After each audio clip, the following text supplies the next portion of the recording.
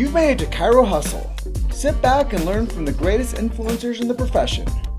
This week's episode is brought to you by Clothes for Chiro, Imaging Services, Zingit Solutions, Universal Tractioning Systems, Peter Goldman's Zone School of Healing, Legacy Wealth Management, Posture Screen, Chiro Thin, Everest Coaching Systems, Chiro Moguls, Rhino Coaching, Chiro Matchmakers, Chiropractic Jobs Online, and Bax Max. Let's hustle. Hey guys, welcome to episode 95 of Chiro Hustle. I'm your co-host, Luke Millette. Here's your host, Jim Chester.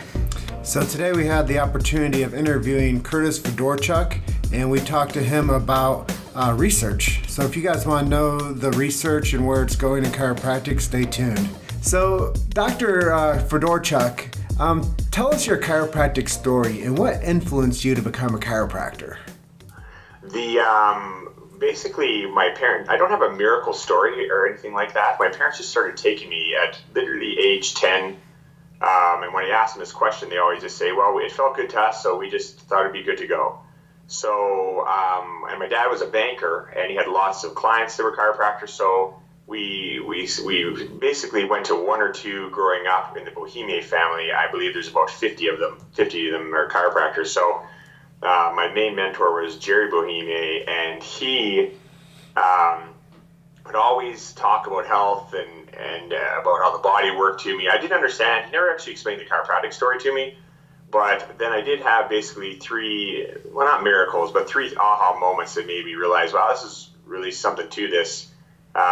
He adjusted my knee, made my knee go away. I played hockey, I still do. I've had asthma when I was a young child. I started to breathe easier, and he explained to me how that would work. And then I just basically one day is like, I think that's what I want to do, because since a young age, at a very young age, I've always wanted to help people. When people were injured, hurt, when my grandma was sick, it always bugged me that people weren't well and couldn't do things because they weren't well. And so I saw chiropractic. Everyone in his office was always upbeat and excited. And I'm like, this is like, a great living. And of course, my dad was able to tell me that he made a good living. And I'm like, oh, well, that's cool too. You know what I mean? So it was kind of both. So I'm living my dream. Like I literally I make a really good living, and I'm doing something I want to do since I was 10 years old. It's really interesting to me that you say that one of the things that chiropractic you say helped you with was asthma. Yeah. I saw a post this morning on Facebook, and it was, what if you went the rest of your life without chiropractic and you didn't know it could help you with your asthma? What would that cost you? What if this? What if this? What if this? And, there's so many what ifs if people don't get checked, and if they don't get adjusted, if it's needed. And I think that, you saying that at an early age and you seeing the paradigm of being a doctor and what that provided to you as a professional, it's pretty cool to hear your story, man.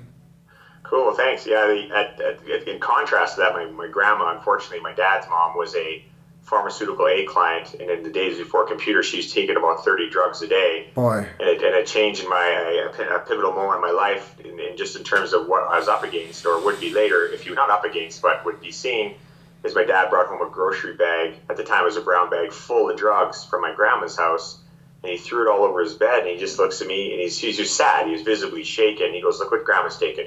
Do you see this? He goes, every color of the rainbow. And he just starts holding it all up. And I just realized, he goes, if we took these, we'd die. You know what I mean? He goes, and grandma takes these every day. Boy. And she died young. And I realized, that's not a way to live. So a lot of influence from my parents, who again encouraged just being healthy in general and stuff like that. So that seeing that, both sides of it. So definitely motivated, and, seeing, different sides of healthcare for sure. Well, 4 years ago when Luke and I put out, I think it was 2016, we finished our first movie, Chiropractic, the documentary. And Billy DeMoss told me during our interview that we met him out in Seattle, actually. He said that the average American was on 12.9 prescriptions. And that was back in 2015. Yeah. And it's just, it's almost like, where did we go wrong? And no kidding. That's kind of where it strikes me as a consumer and as somebody that, understands the medical profession quite well now. But that didn't happen without, diving deep into it. So a lot of times, Dr. Curtis, people just don't know what to do. and they get stuck in some paradigm that they think that that's the right thing to do. And just like with your grandma, they just kind of walk down a path, and they trust that path. Yeah. That is no more apparent than I can tell you with people that have like type 1 diabetes. There is a paradigm out there that they are just put on as just catastrophically horrible, and they don't even know that there's way better options for them. It is unbelievable. Yeah, it's sick care to the maximum, that diabetes stuff, man. Correct. Completely. And a lot of it's, I think, psychosomatic towards the being attached to something, saying it's going to make you healthy. That is the perception. It is, again, you see, and the people, I hate to say, selling it, make you believe that what they're telling you is the best thing for you. Oh. And then you just, have you ever seen the movie Get Out? No, I don't think. Have you seen it, Luke? It's on my list. Yeah, it's worth it. Well, there's a scene, basically, I don't want to break, but there's a scene where the person's lying, you know they're lying, but you still think they might not be lying, even though you know they're lying. And it's the scariest part of the movie, and they're like, just run away. So that's kind of like, you look at them like, I know you're lying right now, but you believe you're not lying, but you know you're lying. It's like, I gotta get out of here. So you walk away facing them and just keep walking until you're like, a mile away, and then you turn and run. So what would you say makes you unique or different in the chiropractic world?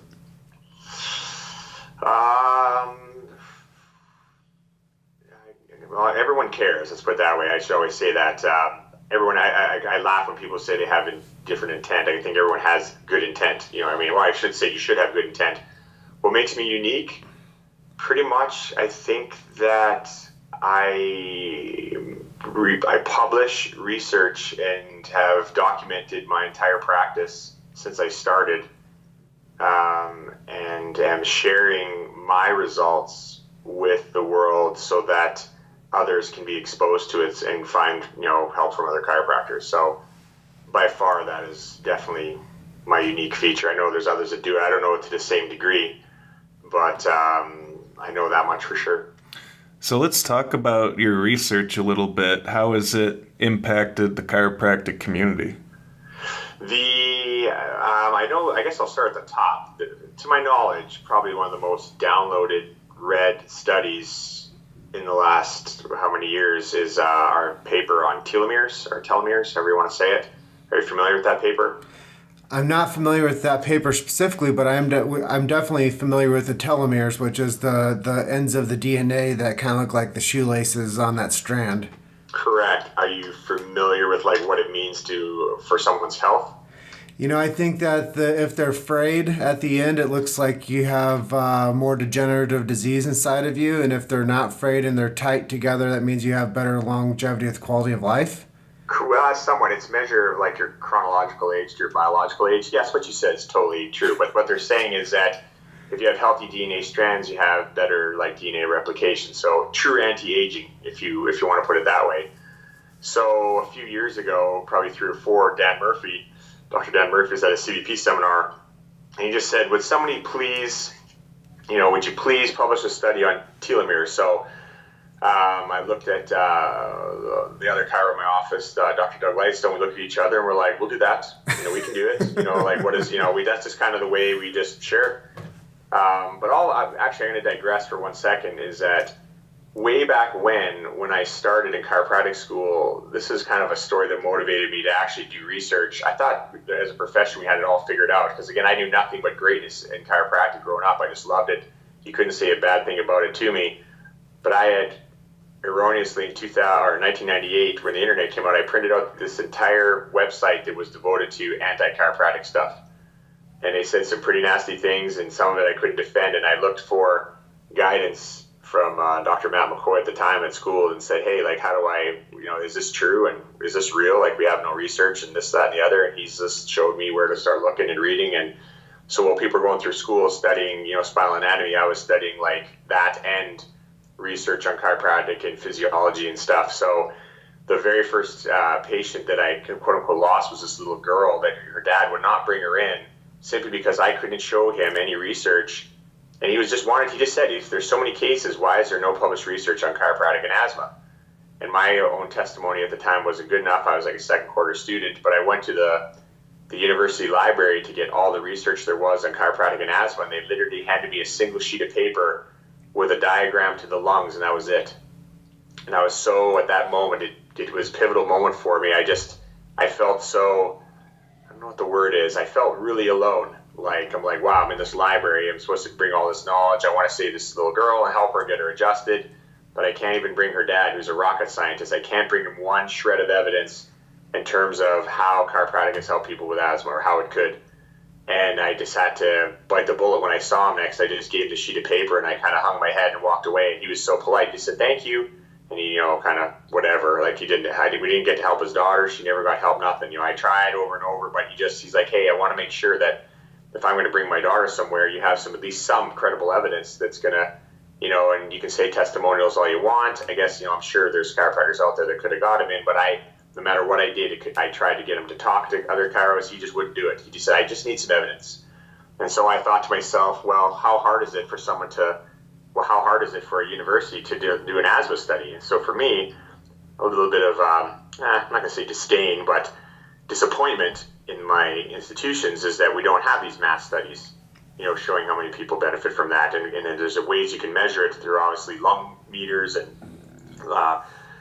ways of measuring lung capacity and how fast the air comes out and all kinds of stuff. And why we don't do that at the university just boggled my mind. So my very first case that I ever published was on a young 7-year-old girl with asthma who was on 13 meds, and she got off of them in around 3 months, and her lung volume went up more than double. And we had that documented from her medical doctor. So then I just took off. I just wanted to publish anything and everything. Pretty much by the time I'm done, my goal is 150 published papers with every condition and related to every organ. So that's I figure if I retire and I've done that, and then I've done my duty back to the profession. So that's kind of how it got started. So would you say that research study has been the most enlightening or interesting thing you've learned, or do you have one that can top that? No, I got a ton. We have 30 papers published, but that was the first one. But probably back to the telomere, you always hear us say we add years to life and life to years. We increase, we say all kinds of things. And I'm like, well, this would be just one way of measuring it, and it's never been done. So we published it in the Journal of Molecular and Genetic Medicine. So all you have to do, if you want to get the paper, it's free access. You can just type in, my last name, Fedorchuk, and then type in telomere, and then you'll be able to click on the link and you can actually see it. It's an amazing study. It's a case report, but this is a catalyst for multiple people in multiple offices to get multiple telomere studies.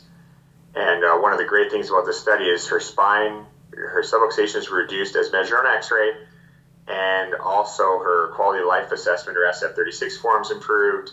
She had better heart rate variability, and her telomere length increased, I believe, 8 to 10%, which is statistically significant. They told us we had to find out if that was in fact what was relevant to what we were measuring. So we published that, and I believe it's been viewed over 24,000 times now, probably up more than that. So, you guys understand numbers, but yeah, so that's how many journal hits it's got for that particular paper. So I figure that to date has probably made the highest impact in terms of reaching, people practitioners using this to give to patients to show them, hey, you have a chance of being healthier. And, although it's one case, it's a start. Yeah, I listening to what you've been able to accomplish is very important to the conversation in chiropractic to get more solid on their identity, I think. And, I think what you were saying earlier is you were getting into a profession that lacked research identity. And pretty much, yeah. I think that, we've always known that the adjustment makes us feel better, but why? and is it, and more often, and are we doing the right thing for sure? Yes. You know what I mean? It's somebody said a bad adjustment's better than no adjustment. I'm like, well, how can that be?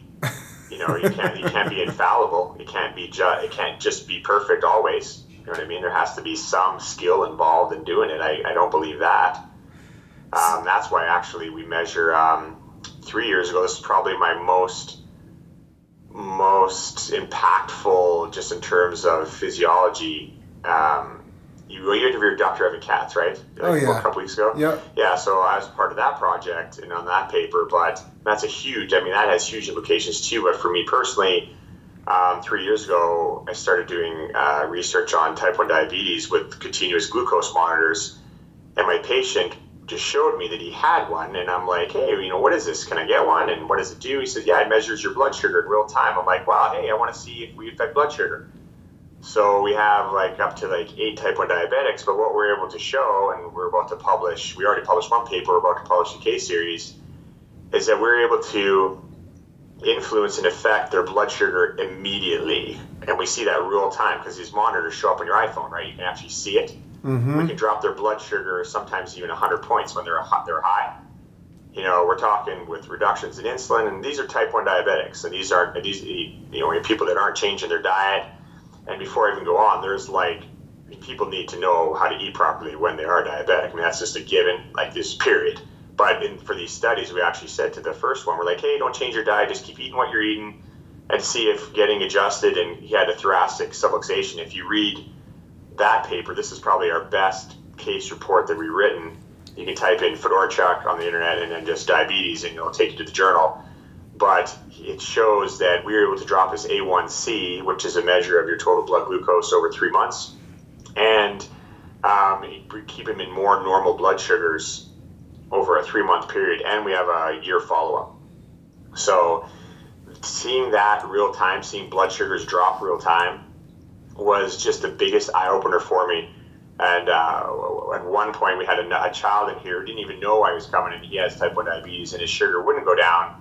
His mom was freaking out. She'd given insulin, nothing would happen.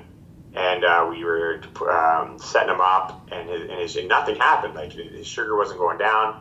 We adjusted him where we deemed appropriate, and we just looked at each other like, well, it doesn't work on everybody. And then we thought about it for a second. We're like, well, did we actually do the right thing? Let's revisit if we have the placement right. So we adjusted our procedures right then and there, real time, and within 5 minutes, his sugar dropped about 80 points, down to normal range. And then we looked at each other, Dr. Rob Comer and myself, who works in the office with me too, and we just got this cold chill. We stood off in the corner in the back where our staff restroom is. We're just looking at each other like, is this real? Before our very eyes, we're seeing blood sugars go to normal.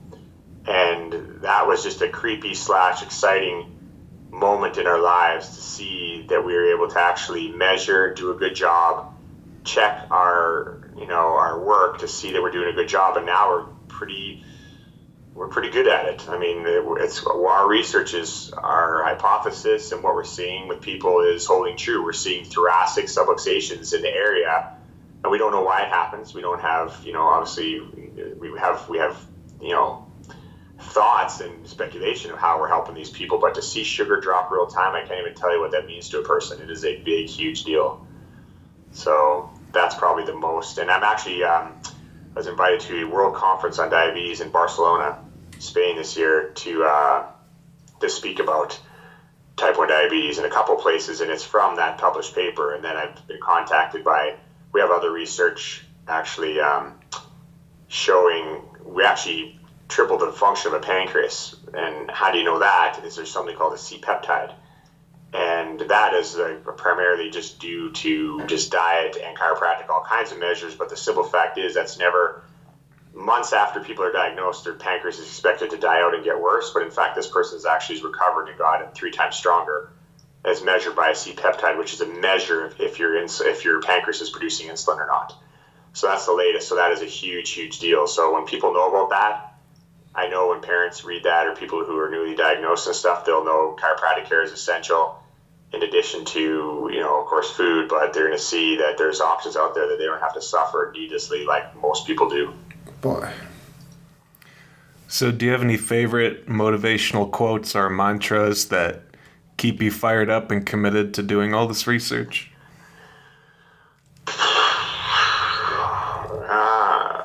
For evil to prevail, all good people have to do is nothing. So that's not my mantra, but I definitely, in the office, my mantra is like, hey, we want to help people reach a new improved level of living.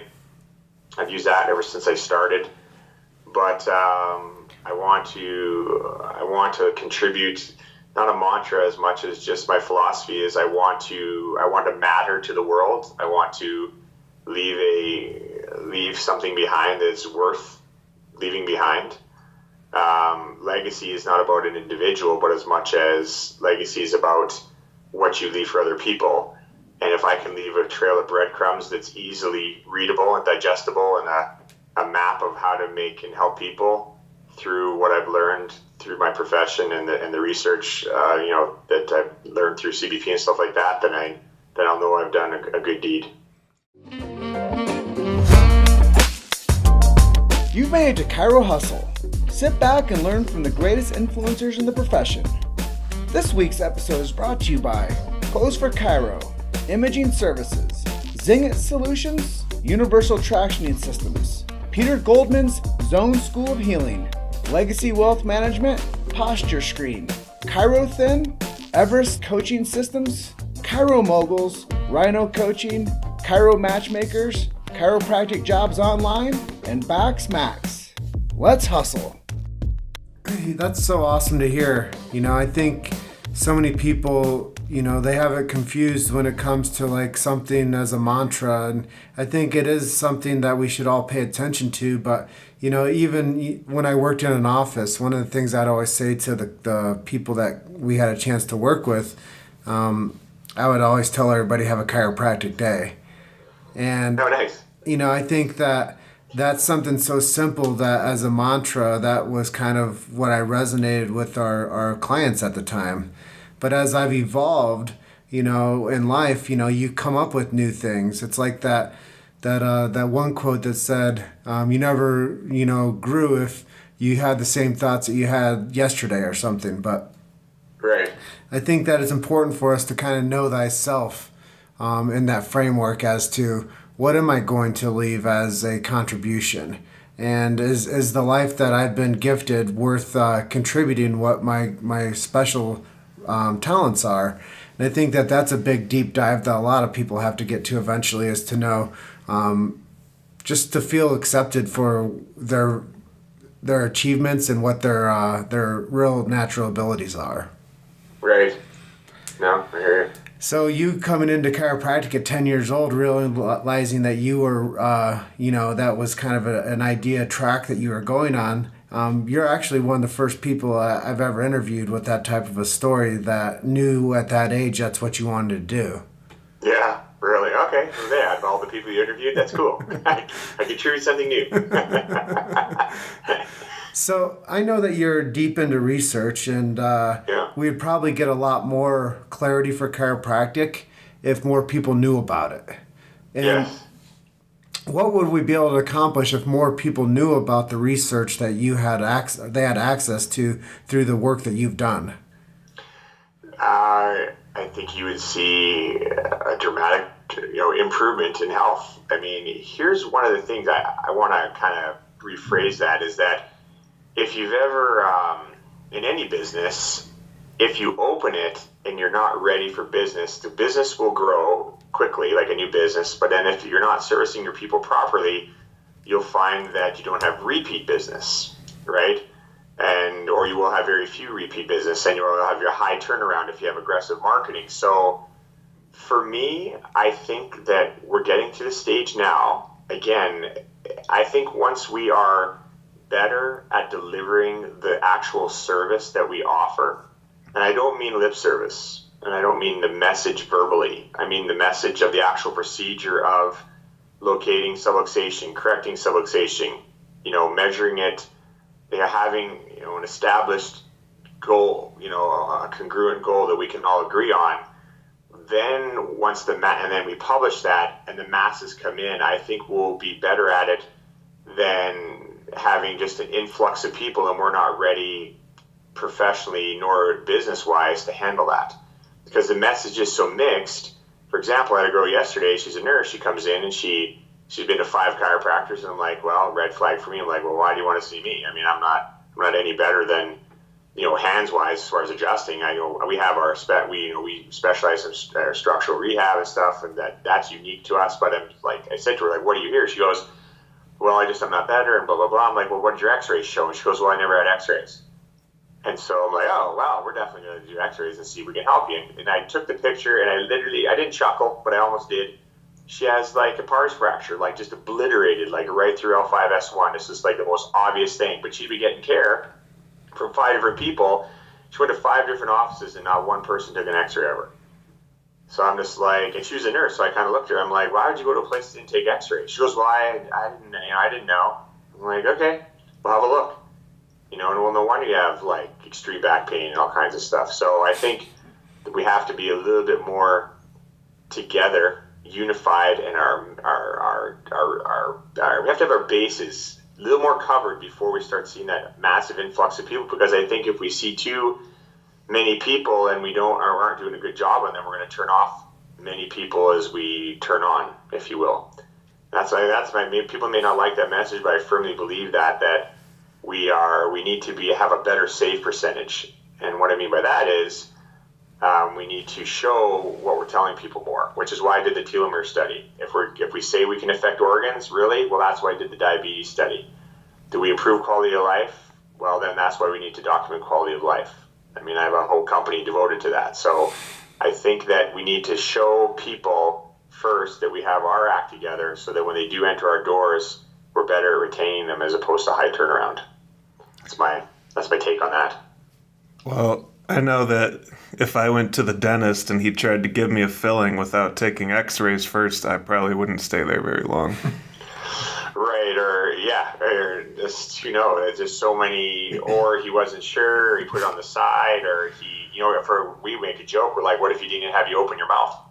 He just said, yeah, you got cavities. Well, you haven't even looked at my teeth. Yeah, but I know. I palpated through your cheeks. You're like, but don't you want to actually look at my teeth? No, I've been doing this 20 years. So I can just feel through the teeth. Like, okay.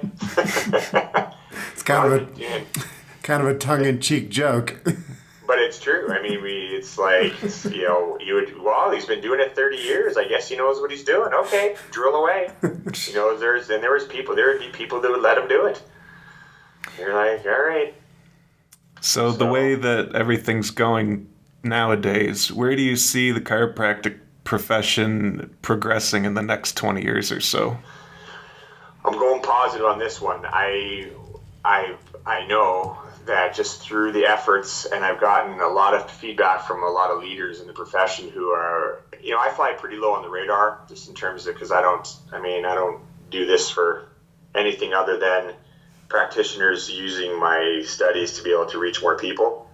But I know that if we get we start getting our baselines in order, our baseline assessments with our similar goals, meaning like, for subluxation, for example, and we document subluxation, I think that in the first 5 years, it's going to be a little more building phase, but in the next 10 years, we'll have so much evidence of how good we do that it'll just be self-evident that people will seek us out simply because we have large enough, big enough studies that can't be ignored by mainstream. Like, we will reach the masses because, like, for example, we have a study we're trying to do right now. We have a company called Health and Wellness Score that we want to publish the largest quality of life study in the history of healthcare, not chiropractic, the history of healthcare, which roughly we need over 25,000 people to report their quality of life. So if we put out a study, and we will probably in the next few years, because we've had it 2 years already, they will show, people under chiropractic care have a great quality of life and it improved over the years. When you publish that, people cannot ignore no one can ignore the largest study in history. You know what I mean? Like, how can you, there's not enough numbers. Well, yeah, there's enough numbers. And, people will critique it and stuff, but when that gets out there showing, and then when we have enough studies showing telomere data, with enough people showing that their telomeres lengthen, you show enough people getting blood sugar control, you show enough people, you have to show, we're not treating conditions, we're just showing, hey, when we correct the spine, and we do pre and post x-rays like on everybody, so we correct it, we show enough corrections and how it correlates to better quality of life and how it correlates to better HRV and how it correlates to better function and better disease management, whatever, then people will seek out us because they want to improve. They want to stack the deck in their favor, and they want to do whatever they can to keep themselves healthy. But if it's just lip service and someone's charismatic and you have to believe with faith, I mean, for me, that doesn't, yeah, you got to have faith. And believe me, I do. Not everything can be seen. But at the same token, I also believe in, show me that you've done this before. Show me that you can do this. And if someone, show me that someone else has done it. And if you follow the recipe, you should get the same results. So that's a big deal for me. So in 20 years, if we keep going the right way, and I think if I do my job, I know that it'll make a big difference. That's awesome. So we're going to switch gears a little bit now, and we're going to talk marketing. What are some of your favorite marketing tactics that you just couldn't do without? Starting out, I did lunch talks. I did lunch and learns. I just went and told people what I did, what I knew about chiropractic, showed you some research, showed them the JAMA study from '02 from the Journal of American Medical Association showing, medicine's third leading cause of death. I did that from the beginning to kind of like, hey, what you're doing is no good. Try our way. But that is pretty much has been my go-to. And I've been in practice like 17 years now. So basically it's referral now, but it is in the beginning, that's how I would go and talk to people. I figured one-on-one was the best way because our business is personal, right? Like you're putting your hands on people. They have to know you have a good vibe. You have to know you have to vibe with them. So that was when in doubt, that's my best way for me to reach people one-on-one. So do you have a favorite app or technology to help you with all this research that you do? Far and away, Posture A. It is a X-ray analysis that measures every millimeter line angle that there is on X-rays, so we're able to track, where people are out the most, if they have instabilities, and it also helps us be better clinicians. And of course, on the post X-rays, we can actually show people changes and also see if we actually did any good. That allows us to measure. So we, and back to just like the marketing thing again, that's like my go-to. But I know nowadays, especially for new practitioners, there's obviously social media is a huge thing. That is it. Just for me, I always just did something if I needed immediate return on something. I knew if I spoke to someone, that was the best way to do it. But there is obviously anything online is a huge deal now. It's just that I guess I'm so established now that I from referrals and other practitioners in the area I get referrals, so that's primarily what I do. But everyone can always be busier, but that is pretty much where I focus all my energy. The best marketing is results. Pretty much, yeah, to the most part. Yeah, for the most part, we've had people that love us, who've been with us for years, have never sent anyone in.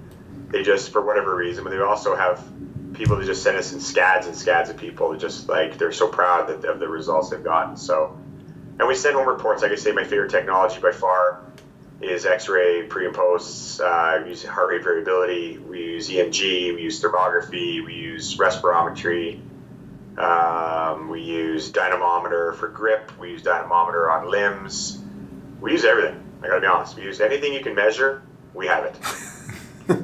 We use glucose meters for sugar. We use A1C for blood. We use everything.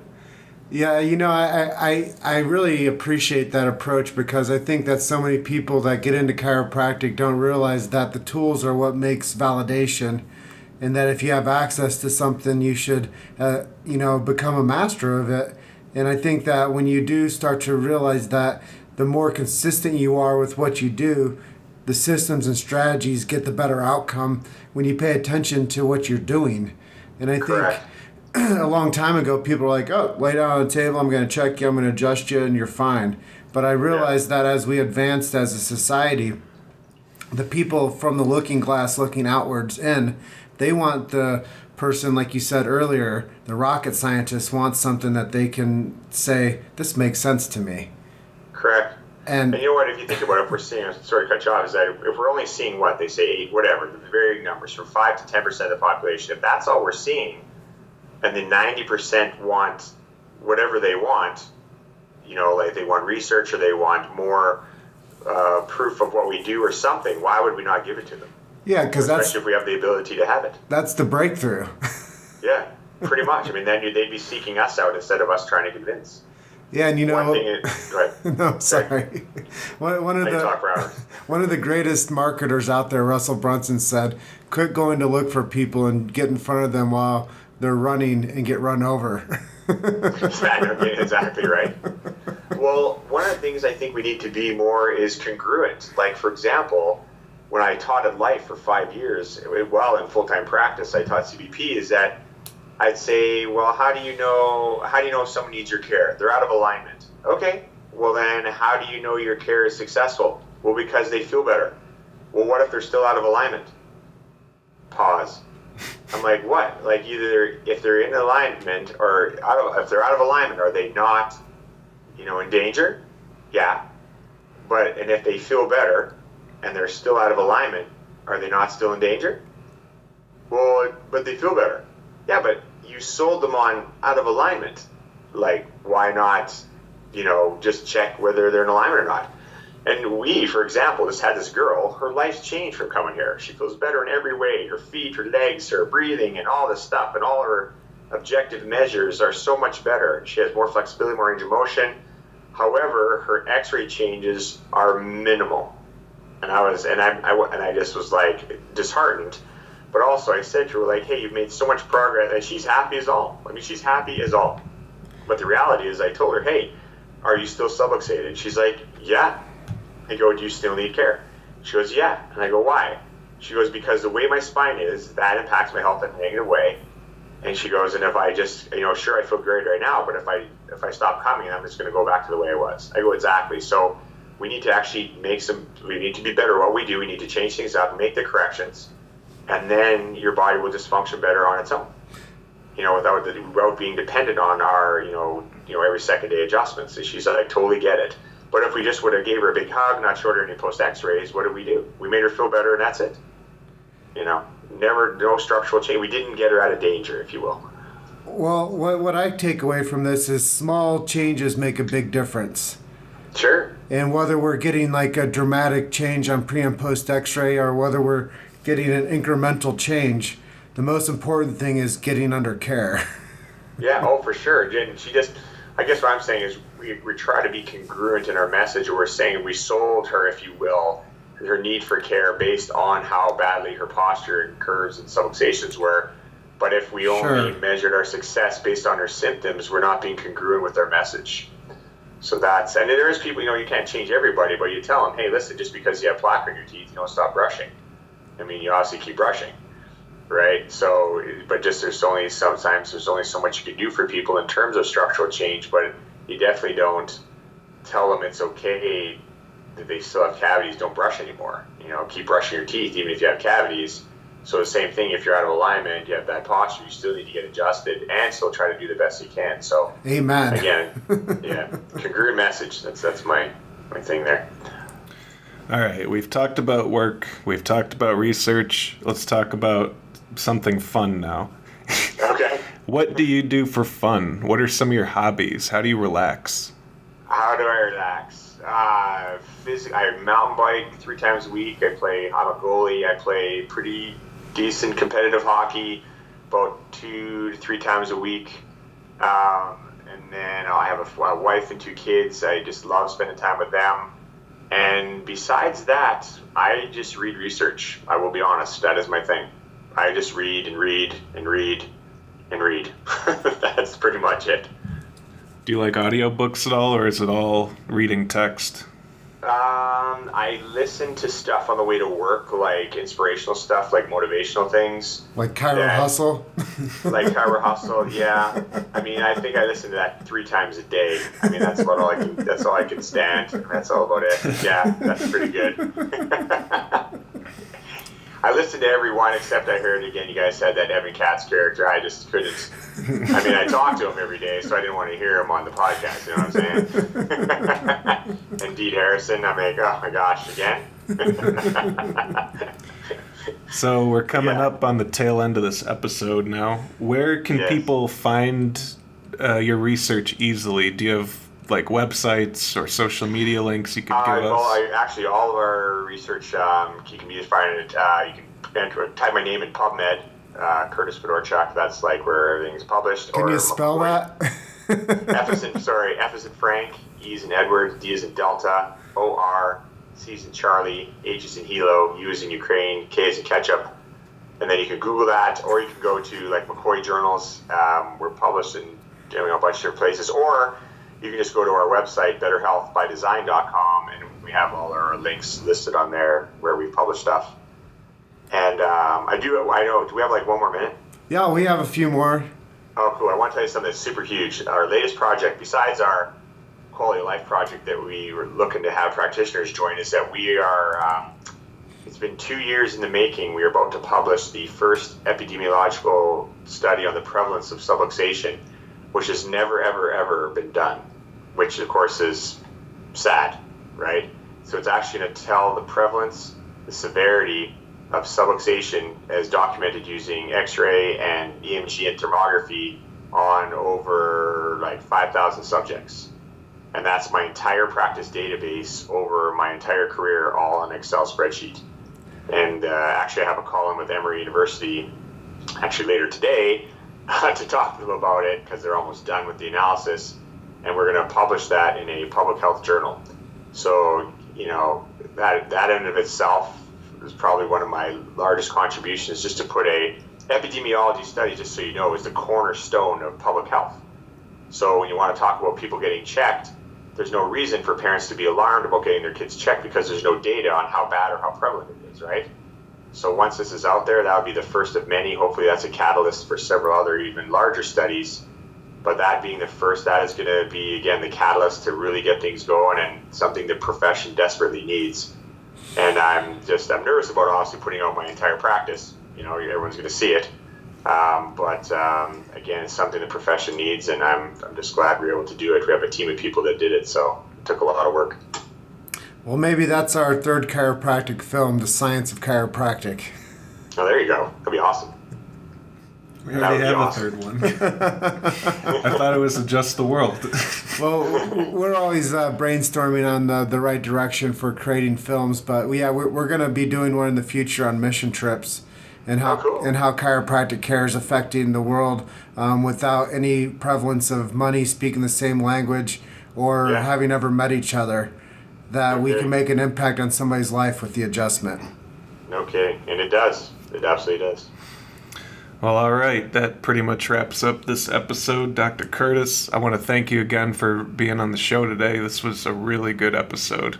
Thanks, guys. Thanks for having me. I appreciate it. I hope I didn't ramble too much. I could talk for hours. So no, it was very concise. I hope my enthusiasm came through, because I wouldn't do this extra stuff outside of just practicing if I didn't care so much about the profession and what we can offer humanity. Well, you know, that's one of the reasons that when you raised your hand to say yes, that we were so excited to have you, because we knew that you would deliver a lot of value to people, and that you are somebody that people should pay attention to the work that you do, because it is going to make an impact on the future of chiropractic. Cool. Well, thank you for saying so. Appreciate it. And we want you to enjoy the rest of your day. All right, Dr. Curtis? All right. Thanks, guys. Have a good one. Thank you. Thank you. Bye. Bye. Thanks for listening to Chiro Hustle. Don't forget to subscribe and check back next week to continue hustling.